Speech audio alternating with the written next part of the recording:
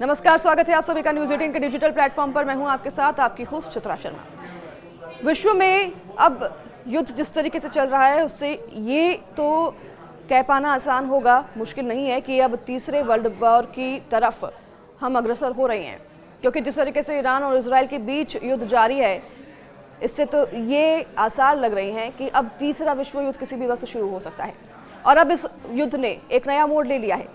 Iran के supreme leader Ayatollah Ali Khamenei ने बुधवार को जंग का ऐलान करते हुए एक्स पर पोस्ट किया। एक्स पर पोस्ट करते हुए उन्होंने लिखा कि हैदर के नाम पर जंग शुरू होती है, दिखाए जाएंगे।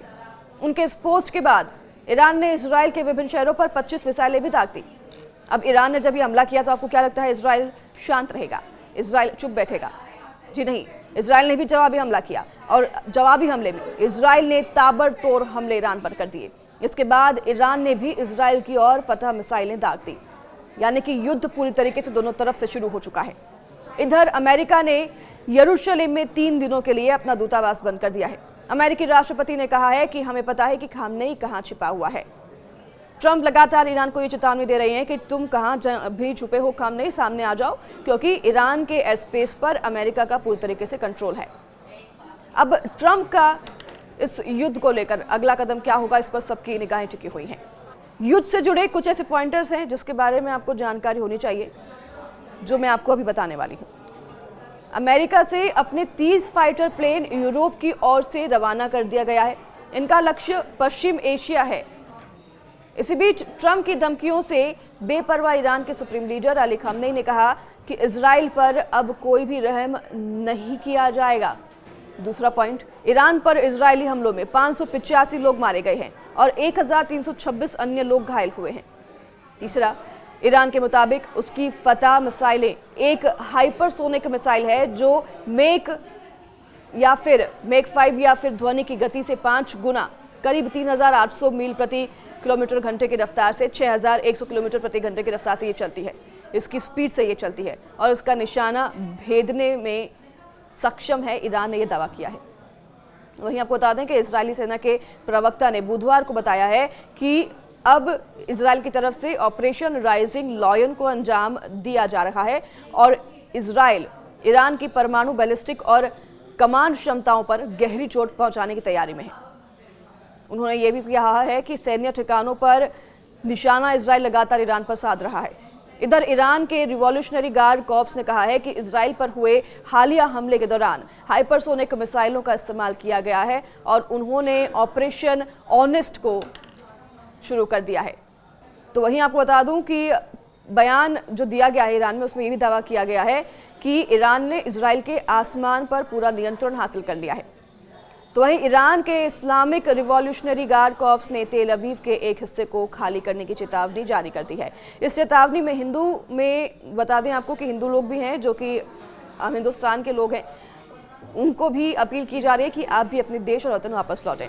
और इस चेतावनी में हिब्रू में एक बयान भी शामिल है जिसमें निवासियों से उत्तरी तेल अवीव के हिस्से को तुरंत छोड़ने के लिए कहा गया है। यह धमकी तब सामने आई है जब IDF ने फारसी में इस तरह की चेतावनी जारी की थी जिसमें तेहरान के एक हिस्से से लोगों को निकालने का आग्रह किया गया था। ईरानी चेतावनी में एक नक्शा भी शामिल है जो कि इजरायली चेतावनी में शामिल नक्शे के समान ही दिखाई देता है। अब ईरान और इजराइल में जितने हिंदुस्तानी लोग हैं, जितने इंडियंस हैं, खासतौर पर ज़्यादा स्टूडेंट्स हैं, उनको भी वापस वतन लाया जा रहा है और उनसे भी अपील की जा रही है कि आप तुरंत अपने वतन लौटें और ईरान और इजराइल से आपका जहाँ भी घर है वहाँ से निकलें और अपने जगह, अपने घर वापस लौटें।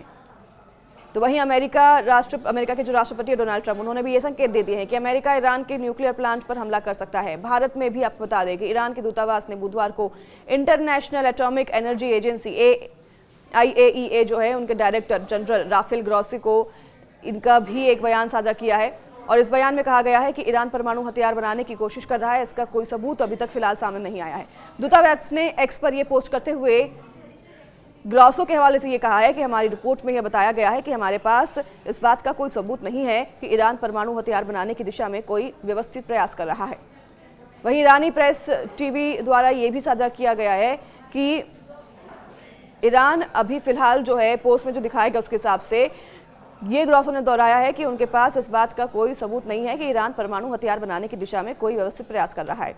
और यह बयान ऐसे समय पर आया है जब तनाव बढ़ गया है, क्योंकि इजराइल और ईरान लगातार छठे दिन एक दूसरे पर हमला कर रहे हैं। इसी बीच एक और रिपोर्ट सामने आई है और इस रिपोर्ट के मुताबिक इजरायली खुफिया एजेंसी को ऐसे संकेत मिले हैं कि ईरान कुछ ही हफ्तों में परमाणु बम बनाने में सक्षम हो जाएगा। अब कथित तौर पर इसी वजह से इजराइल ने पहले से ही हमले कर दिए। ईरान के परमाणु जगहों पर बेस पर हमले करने इजराइल ने इसलिए शुरू कर दिए। तो वही मंगलवार को अमेरिकी विदेश विभाग की प्रवक्ता टेमी ब्रूस ने ट्रंप प्रशासन के रुख की पुष्टि की। अब ईरान और इजराइल के बीच संघर्ष के साथ प्रेसिडेंट ट्रंप भी स्पष्ट हैं कि ईरान के पास परमाणु हथियार नहीं हो सकते हैं। अब इस पर तो ये तभी स्पष्ट हो पाएगा जब ईरान इस बात की पुष्टि करेगा कि परमाणु सक्षम ईरान है या नहीं है। हालांकि भारत की अगर संबंधों की बात करें तो भारत के संबंध ईरान और इजराइल और अमेरिका तीनों के साथ बेहतर संबंध है। भारत का रुख किस तरफ होगा ये देखने वाली बात होगी।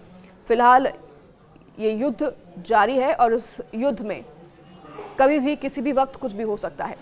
इंडियंस को खासतौर पर वापस लाने की कोशिशें की जा रही हैं। 100 से ज़्यादा स्टूडेंट्स ईरान से निकाले जा चुके हैं जिन्हें वापस वतन ले आया गया है और ऐसे कई लोग वहाँ पर अभी भी फंसे हुए हैं जिन्हें वापस वतन लाने की कोशिशें कवायदें की जा रही हैं।